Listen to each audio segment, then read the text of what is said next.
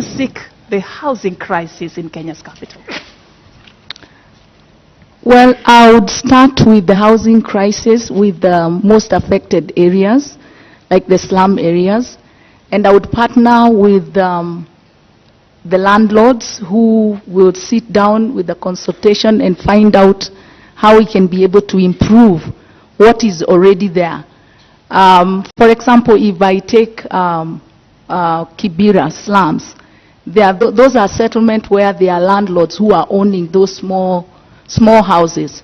But if I came in as a governor and had a partnership with them where we improve the housing, we improve the condition that people live in there, and I'll come with support, like give money so that we can improve, and yet the people staying there will not pay a higher cost, but they will still remain paying that because I've already chipped in some money to improve their living conditions. That's how I would tackle it. Then I would partner with investors to build affordable housing. Thank you so much. Your time is up. Allow me, Esther, to add you 30 seconds, because you have mentioned Kibera, which is a constituency in Nairobi County. And as per the Kenya National Bureau of Statistics in 2019 census, this is a region or part of Nairobi which has a population density of 712 times what ought to have been 68,000 people per square kilometer. That's a homework, isn't it? That's a steep slope for you. How will you operationalize decongestion of informal settlements, which account for 80% of Nairobi's population, and Kibera being an example that you have fronted? Well, I wouldn't look at moving these people. I know there is cheap housing, affordable housing that was built for them, high-rise being one of them, but they never moved in there. They still came back to their own settlement. So what I would look at is improving, not really moving them away, because they are used to that place, they are comfortable in that place, but how best can I improve their living standard? And your time is up. That's what I would focus on. Thank you. Haman, yes. I come to you.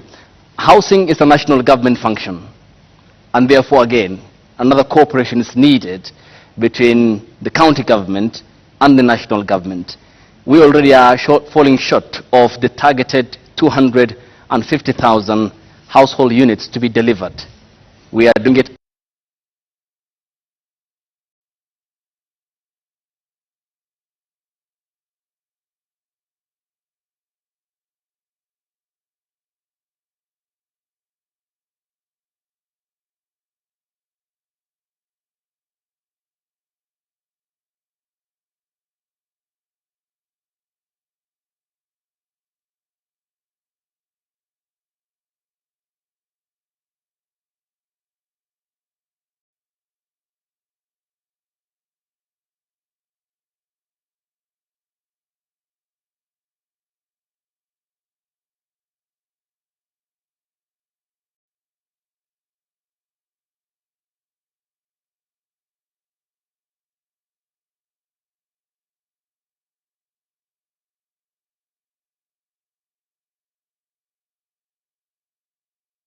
You see that it's becoming difficult for people to now mortgage housing.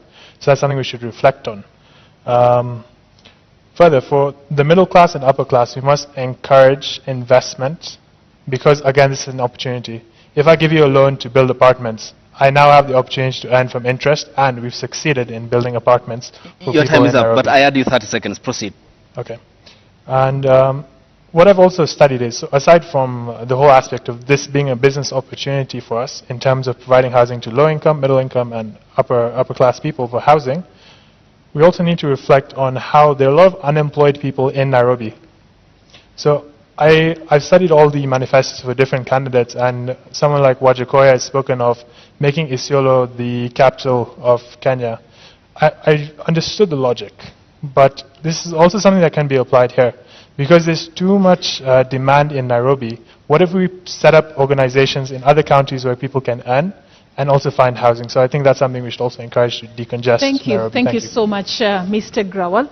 Now we come to you, Mr. Nyamoamu. How do you seek to fix the housing crisis in the capital under your administration, if elected? So for me, I think is many factors, but the biggest factor is the economic factor. A lot of people opt to go to the informal sectors because they can't afford whatever is available. For example, in Kileleshwa, there's a lot of apartment units that are available for rent, but they are unaffordable because people don't have the disposable income to go and rent those apartments. So my solution would be, one, to encourage investors to invest in these areas or areas proximity to the slum areas, so that these people can get places they can go to and work. That's number one. So instead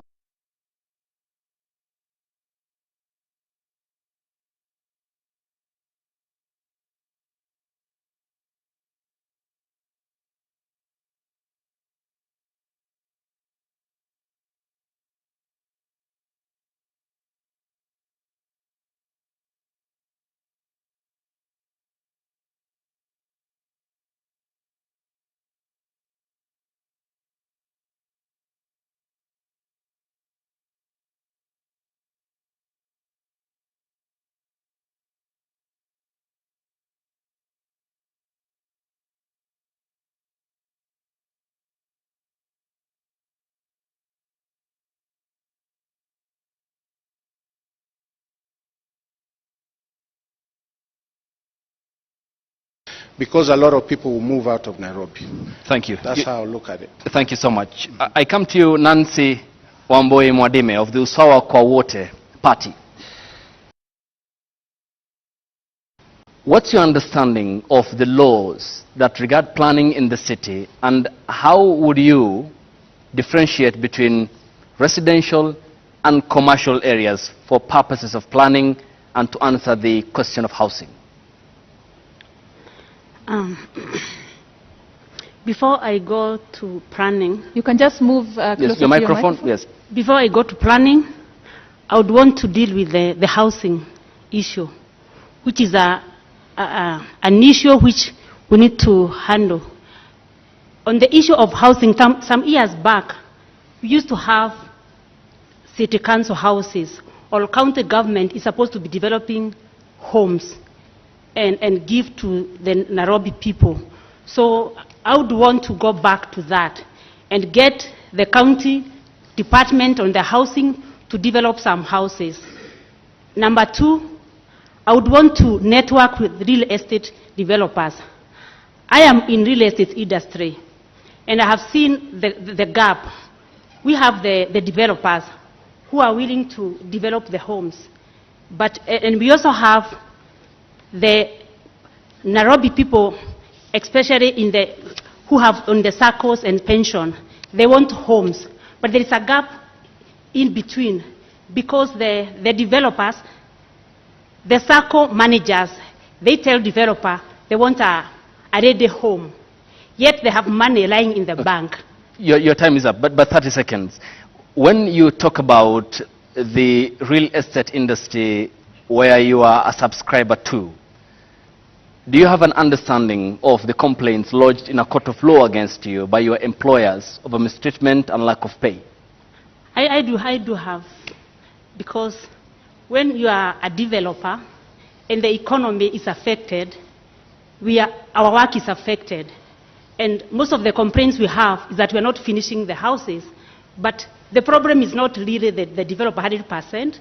It goes all the way to the economy. Because when we don't have an atmosphere for the business, as a developer, you start your development, and because of the atmosphere, you are not able to receive the buyers for the homes, and you are not able to complete your development.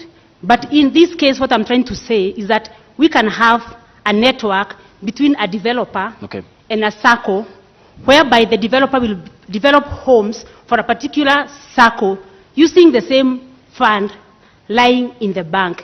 And in this case, the Nairobi citizen will pay only 10 to 15,000 to own a house within 10 to 25 years. Your time is up. Thank you. And at this point, we also extended an opportunity to the residents of Nairobi to get a chance to ask questions. And we just want to get some of them so that our candidates can be able to respond.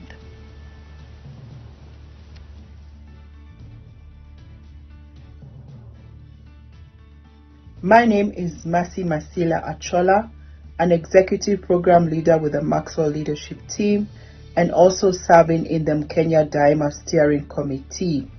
My question to the Nairobi gubernatorial candidates is, if elected to office, could you share with the residents of Nairobi what can we expect from you in your first 100 days in office? Nairobi County collects billions in taxes. What mechanism are they going to put in place to ensure that Nairobi County's billions do not end up in the pockets of a few corrupt leaders? Nairobi's public transit system is a mess. How will your administration fix the issue of commuting through town and the traffic jams we experience on our roads daily? Majina ni Nicholas Paul. Swali langu kwa waheshimiwa wanaokusudia kuwa gavana wa Nairobi. Ni mpango ipi mlioweka kuhakikisha ya kwamba wafanyabiashara wadogo wadogo hawadhulumiwi na mabwenyenye humu mjini? My name is Samuel Matara. I work and stay in Nairobi. And I have a question to all the Nairobi gubernatorial aspirants. Now, if you walk along the streets of Nairobi, the marketplaces of Nairobi, and also the residential places, you will encounter mounds of garbage strewn all over.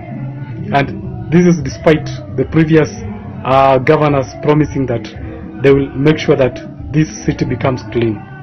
How are you going to ensure that this city becomes clean like the way it used to be? Question number 1. NMS inatoa stage from CBD inapeleka outside CBD, and also they are banning border from CBD. Is it right on that way?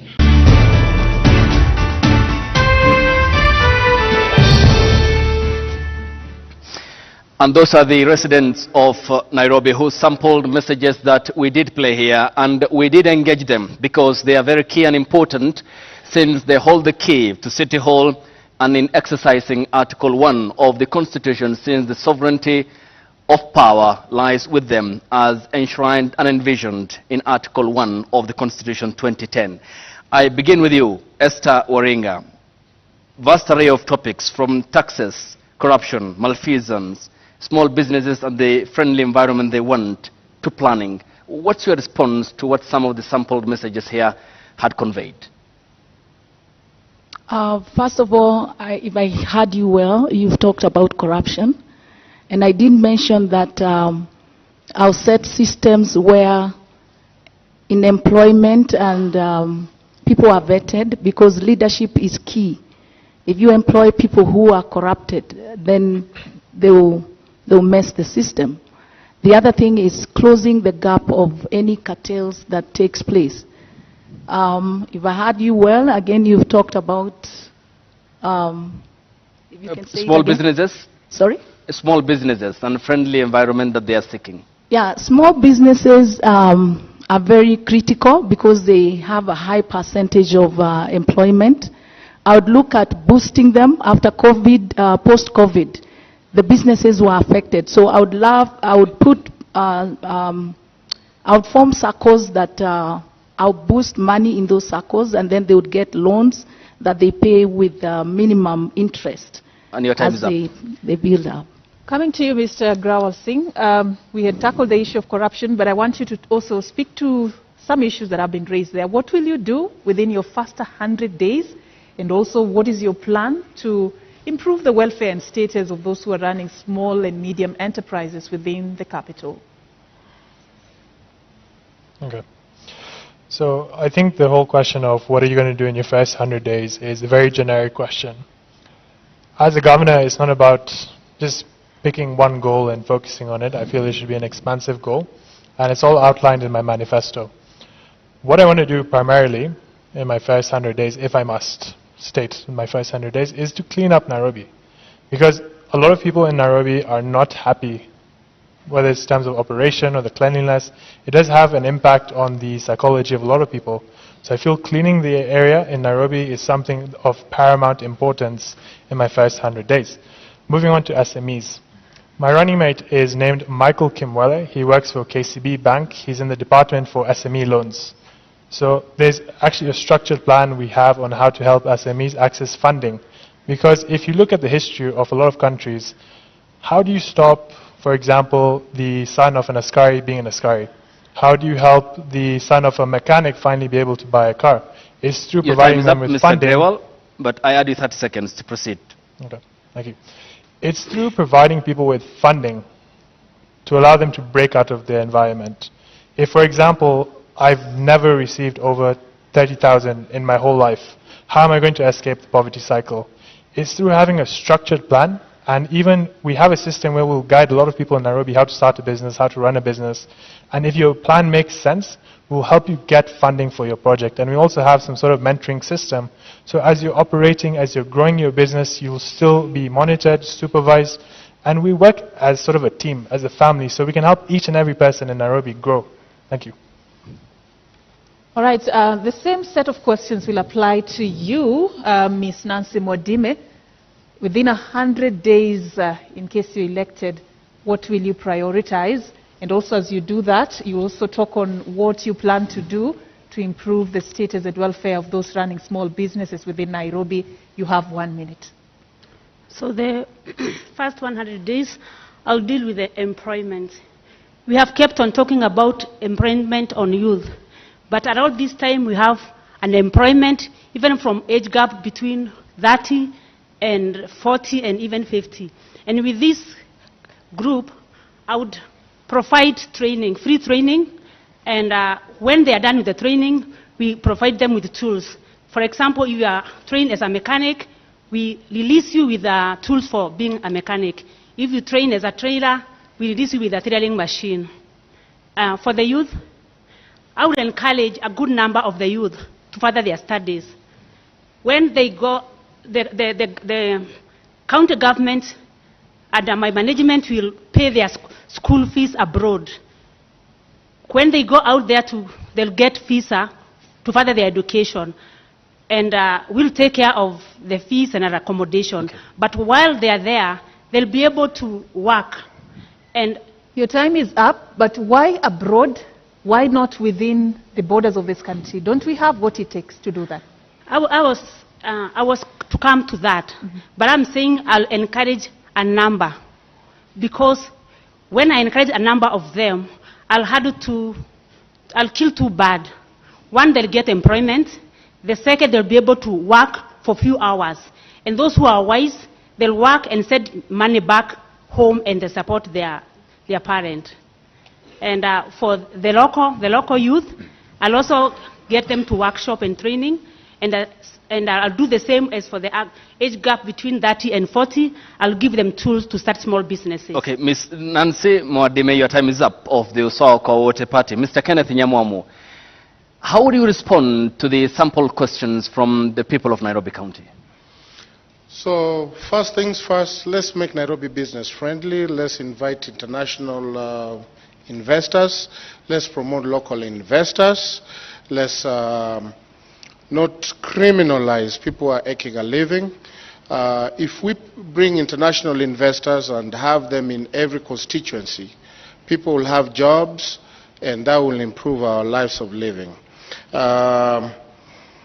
Let's reduce our business licenses by 50%, so that whatever businesses we have, they are not, the cost of doing business is a little lower, and they are able to do business effectively in Nairobi. And the other thing is, especially the issue of garbage. Let's set up a garbage collection system where we have days where and let the city council buy trucks. If they are not able to buy trucks, let them lease those trucks. Let them lease from companies, partner with companies to bring trucks to collect, to have collection days, and take them to collection centers. Your time is up, Mr. Nyamwamu. Can I have a little bit so I finish? Proceed. 30 seconds added. Granted. So let's get these people these young boys who are picking up garbage. Let's train them, empower them, show them the sanitary way to collect garbage, so that when the system is there, these boys can be incorporated in the county, and then the garbage can be taken to the collection centers. The other thing is, when I'm governor, I'm going to fight with KEMSA. KEMSA is diverting medication from county hospitals. Your time is up, Mr. Kenneth Nyamwamu. That is another government agency which is national. We appreciate is the source point of pharmaceuticals to the counties, and that is a topic we can discuss another day. All right, so there is a question that was also asked. I deliberately left it because this is what actually ushers us into the next section. And we're going to be looking into your vision for the transport sector in Nairobi County. One of the residents of Nairobi County is concerned, actually, about the traffic jams that we witness each and every day if you live in the capital. Esther, what is your plan to end the perennial traffic jam menace, if elected?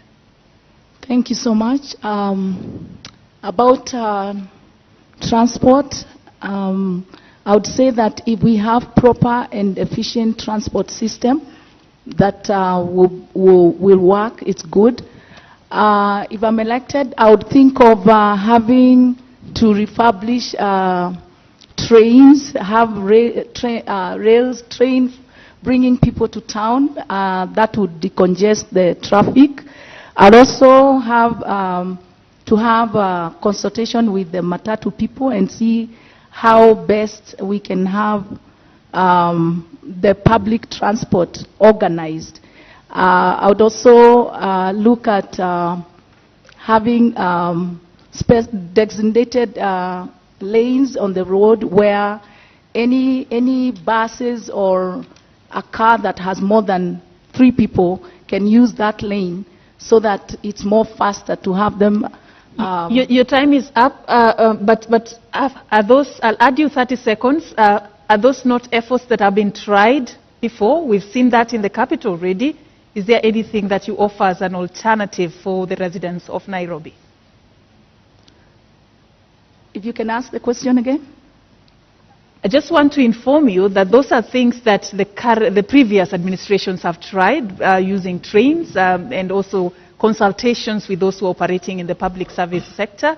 And of course, you know, is there something that you plan to do that will be different to fix the perennial problem of traffic jams? It's to encourage people to do carpooling if they are going the same direction. And if we had institutions like schools that are properly equipped and people take their kids to school where they stay, it's much better than crossing across to take a child to Nairobi.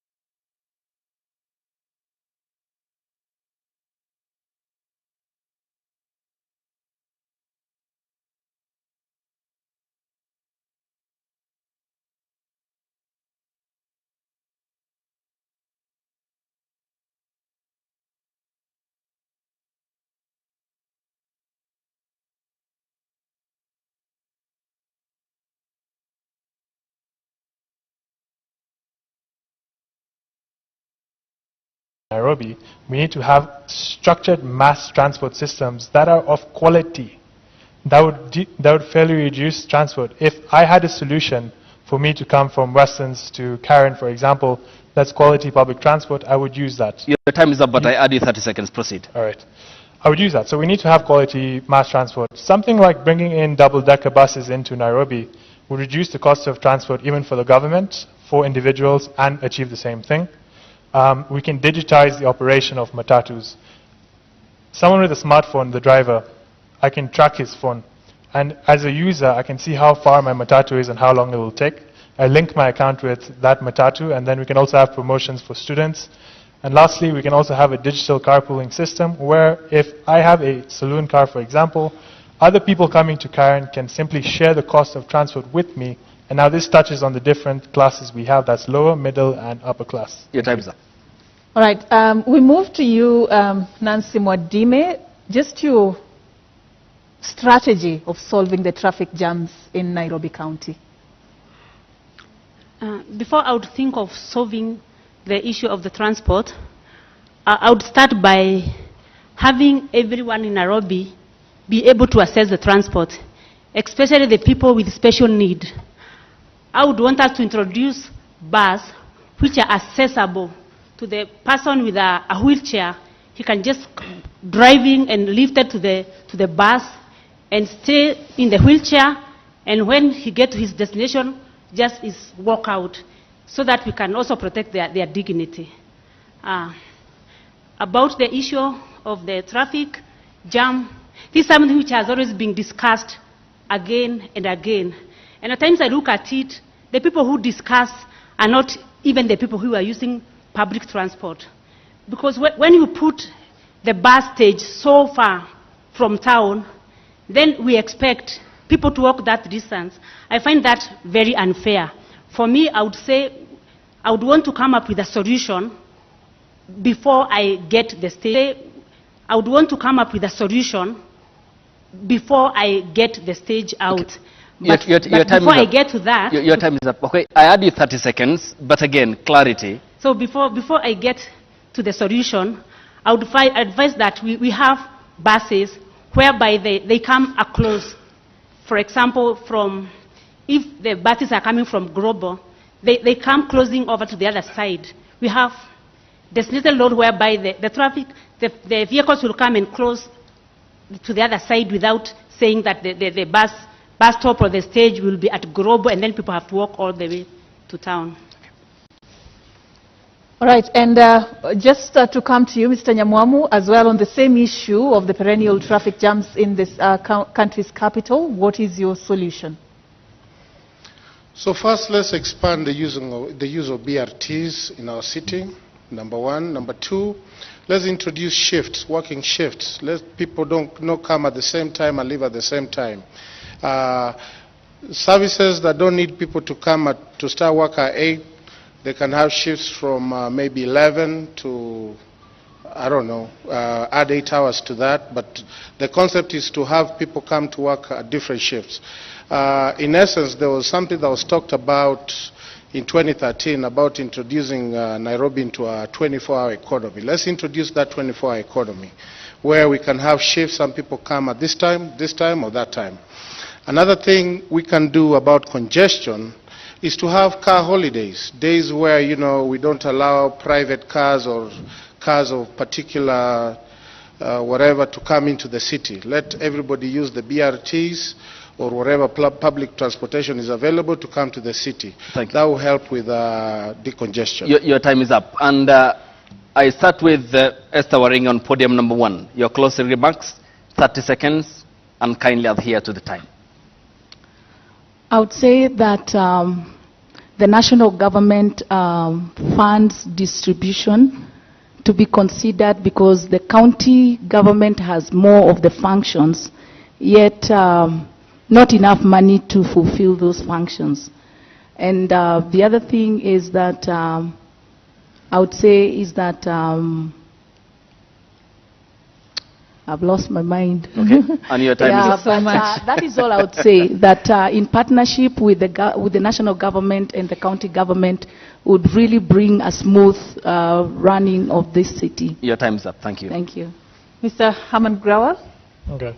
Closing remarks are normally a lot longer, but I'll try 30 seconds. So, I'm the Safina candidate for Nairobi governor. I'm 25 years old, and my candidature came as a shock to many. But I feel I've outlined the qualities I have that allowed me to be backed by Jimmy Richard Wanjigi and Paul Mwite for this position. I've come up with solutions for free healthcare, free education and jobs for people across Kenya. And you can read my manifesto on harman47.com. Through strategy, this was also my manifesto launch that cost me 0 shillings, again showcasing how I can use little resources and accomplish a lot of things. Your time is up. Thanks so much. Thank you. Ms. Nancy Wamboi Mwadime, 30 seconds. My closing remarks, I would want to speak to the voters. and tell them that if they vote for Nancy Wamboi, they will be voting for a leader who have them at heart. And I also want to advise them that it is time they choose or they select a leader who is a leader not because he's coming from big parties, not because he's giving them money, but a leader who can go and work for the people. The leader who will go and know that he has been sent there and be a leader for Wananchi. Your time is up. Mr. Nyamwamu. I want Nairobi voters to know there is a choice. And the choice is not necessarily to either choose between either Sakaja or Rigathi. There are other candidates. There have been issues where, you know, the media has kind of contributed to the issue of us not getting our word out there. But now that we are here, it's our platform to say, Nairobi, Sakaja, Rigathi quit on you, do not be forced to choose him. Sakaja was there 5 years ago. For 5 years, didn't do anything, gave up the functions. Please, there are other choices here with manifestos. Your time's up. And people who are willing to work. Thank you so much, Mr. Nyamwamu. And just to point out, this platform has been organized by a majority of media houses across the country, and you're being watched on several television stations and being heard on radio stations. So we really do appreciate you creating time for us tonight. And of course, that is how we wrap this debate. And now, ladies and gentlemen in the audience, our viewers at home, we end it here for now. Our appreciation to the candidates and their respective campaigns for honoring voters with this duty to debate. And we thank you for watching. Our second debate involves Senator Johnson Sakaja of the United Democratic Alliance Party and Polycarp Igathe of the ruling Jubilee Party and the Azimio la Umoja One Kenya Coalition political party, and comes to you live at exactly 8 p.m. My name is Ayub Abdikadir Abdi.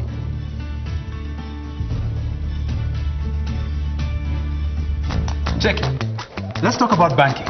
Or let's talk about dreams and goals. Your dreams, your goals. If you're like Louise, you value doing biz with ease. Or maybe you're like Dan, a family man with a plan. At Diamond Trust Bank, it starts with one dream, one goal, one deposit, and one transaction. Pamoja, let's make it happen.